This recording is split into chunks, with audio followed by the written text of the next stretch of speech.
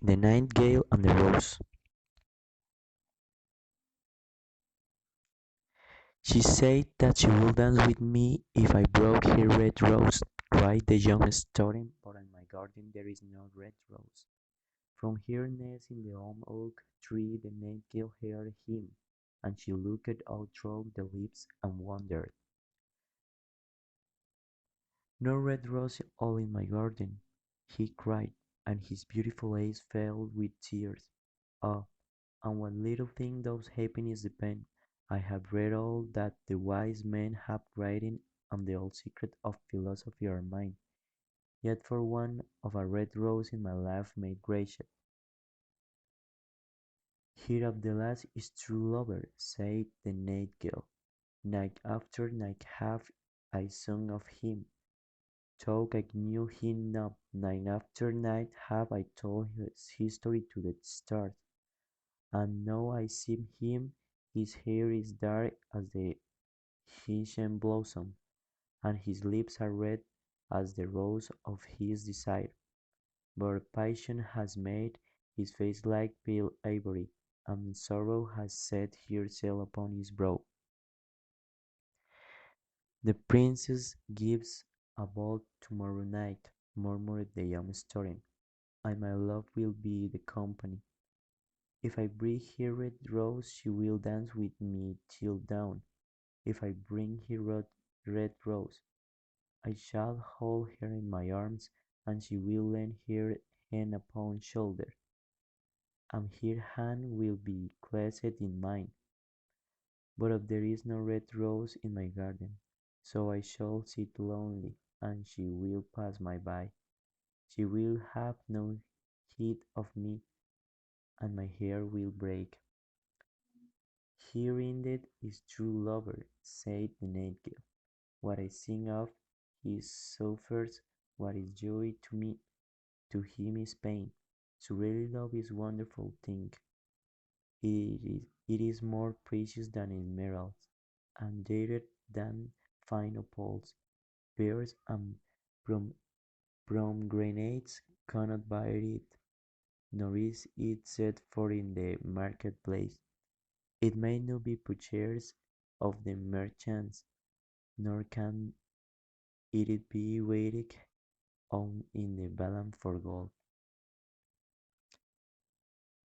The museums will sit in their gallery, said the young student, and play upon their string instruments, and my love will dance to the sound of the harp and the violin. She will dance so lightly that her feet will not touch the floor, and the courtiers in their gay dresses will throng round her. But with me she will not dance, for I have no red rose to give her. And he flung himself down on the grass, and buried his face in his hands, and wept.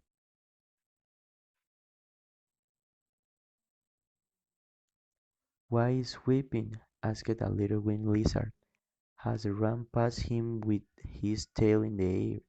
"Why indeed?" sighed a butterfly, who was floating about after a sunbeam.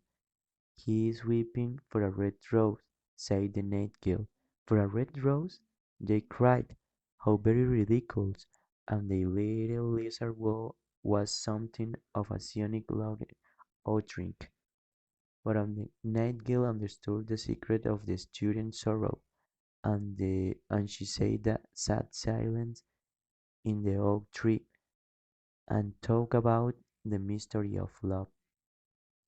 Suddenly she spread her brown wings for flight, and with the earth she paced through to grow shadow, and like shadow she across the garden. In the centre of applause was standing beautiful rose tree, and when she saw that flew over it and lit upon spray.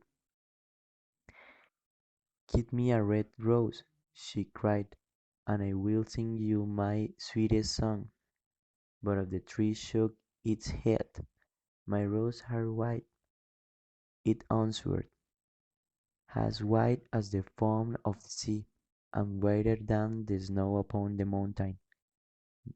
But I go to my brother who grows around the old sun dial, and perhaps he will give you what you want. So the nightingale flew over the rose tree that was growing round the old sun dial. Give me a red rose, she cried, and I will sing you my sweetest song. But the tree shook its head. My roses are yellow, it answered, as yellow as the hair of the mere maiden who sits upon an amber throne. I'm yellower than the daffodil that blooms in the meadow before the mower comes with his scythe. But I go to my brother who grows beneath the student's window, and perhaps he will give you what you want. So the nightingale flew over the rose tree that was growing beneath the student's window. Give me a red rose, she cried, and I will sing you my sweetest songs. But as she shook, but a tree shook its head. My roses are red, it answered, as red as the feet of the dove, and redder than the great fans of coral that wave and wave in the ocean cavern. But the winter has chilled my veins, and the frost has nipped my boots, and the storm has broken my branches, and I shall have no roses all this year. One red rose is all one, cried the nightingale. Only one red rose. Is there no way by which I can get it? There is a way, answered the tree, but it is so terrible that dare not tell it you. Tell it to me, said the nightingale. I'm not afraid. If you want a red rose, said the tree, you must build it of the music by moonlight and stain it with your own hair's blood. You must sing to my wit your breast against a thorn. All night long you must sing to me, and the thorn must pierce your heart, and your life blood must flow into my veins and become mine. There is a great price to pay for the red rose, cried the nightingale, and life is very dear to all. It is pleasant to sit in the green wood, and to watch the sun is shaded of gold, and the moon in the hair shaded of pearl. Sweet is the scent of the hawthorn, and sweet are the blue bells that hide in valley, and the heather that blows on the hill. Yet love is better than life. And what are the heart of bird compared to the hair of man? So she spread her brown wings for flight, and soared into the air. She swept over the garden like a shadow, and like a shadow she sailed through the grove. The young student was still lying on the grass where she had left him, and the tears were not dry as a beautiful eyes. "Be happy," cried the nightingale, "be happy. You shall have your red rose. I will build to it of music by moonlight, and stain it with my own hair's blood. All that I all that I ask of thee in return is that you will be a true lover, for lover is wiser than philosophy. True, she is wise, and mightier than power, though is mighty. Flame colored are his wings, and colored like flame his body. His lips are sweet as honey, and his breath is like frankincense. The student looked up the grass and listened, but I could not understand what the nightingale was saying to him, for He only knew the things that are written down in books. But of the oak tree understood and felt sad, for he very fond a little nightingale who had built her nest in branches. "Sing me one last song," whispered. "I shall feel very lonely when you are gone."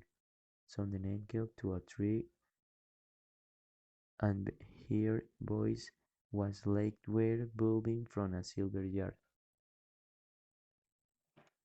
When she had finished her song, the student got up and pulled a notebook and lead pencil out of his pocket. "She has found," he said to himself, "has walked away through the grove that cannot be denied to her. But has she got feeling? I'm afraid not. In fact, she is like most artists.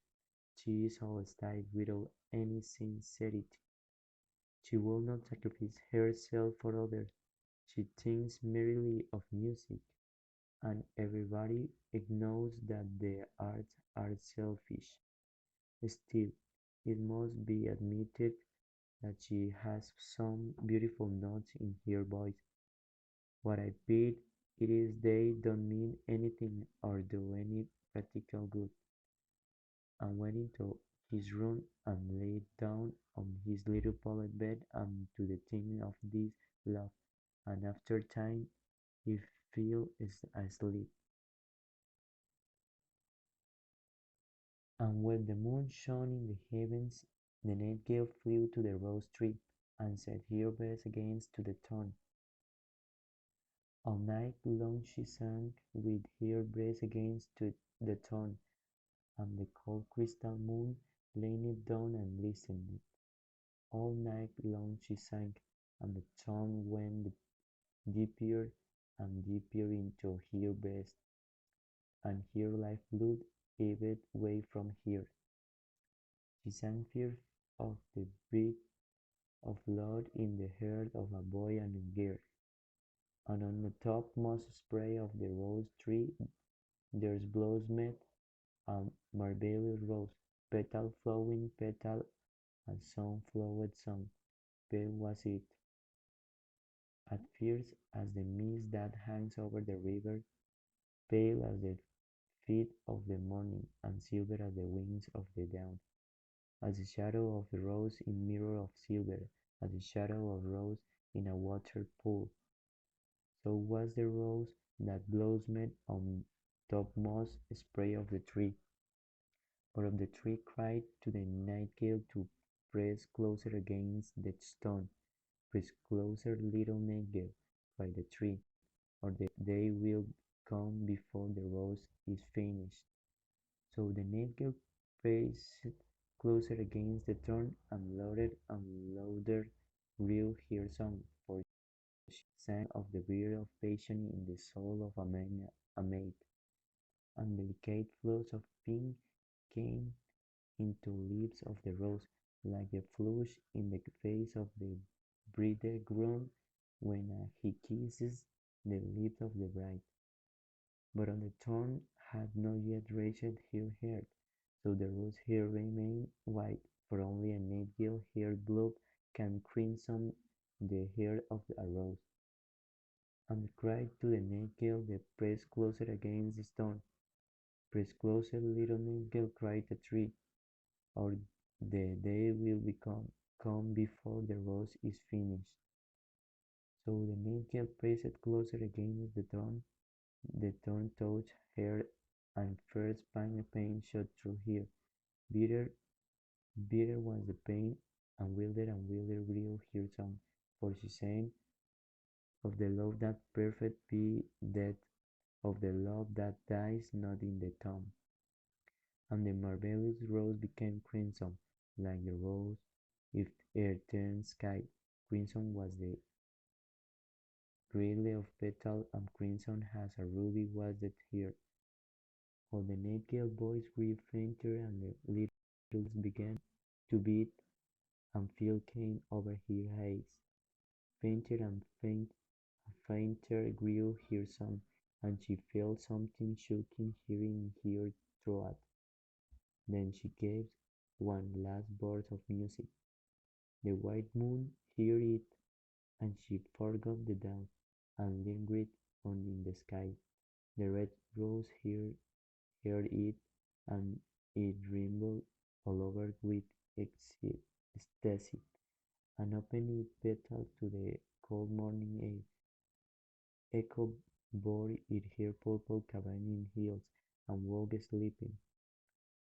She, she pierced from their dreams. It floated through to the reeds of the river, and they carried its message to the sea. Look, look, cried the tree. The rose is finished now. But the nightingale made no answer, for she lay dead in the long grass with the thorn in her, and at noon the student opened his window and looked out. "Why, what wonderful piece of luck!" he cried. "Here is red rose. I have never seen any rose like in all my life. It's it is so beautiful that I am sure it has a long Latin name." And he leaned down and plucked it. Then he put it on his hat and ran up to the professor's house with the rest in his hand. The daughter of the professor was sitting in the doorway wearing blue silk on a reel, and her little dog laying at her feet. "You say that you would dance with me if I broke you a red rose," cried the student. "Here is the red rose in all the world. You will wear tonight nest you heard, and if we dance together it will tell you how I love you." But the girl frowned.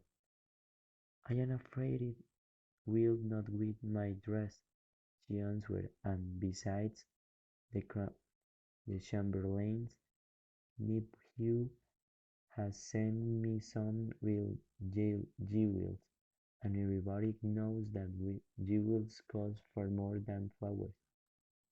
"Well, upon my word, you are very ungrateful," said the student angrily, and he threw the rose into the street, where it fell into the gutter, and Cartwheel went over it. "Ungrateful," said the girl. "I tell you what, you are very rude. And after all, who are you? Only a student. Why, I don't believe you have even got silver buckles to your shoes as Chamberlain nephew has." And she got up her chair and went into the house. "But I really think love is," said the student as walked away. "It is not half as useful as logic, for it does not prove anything, and it is always telling one of things that are not going to happen, and making one believe things that are not true. In fact, it is quite impractical, and as thing is, to be practical is everything. I shall go back to philosophy and study metaphysics." So he returned to his room and pulled a red dusty book and began to read.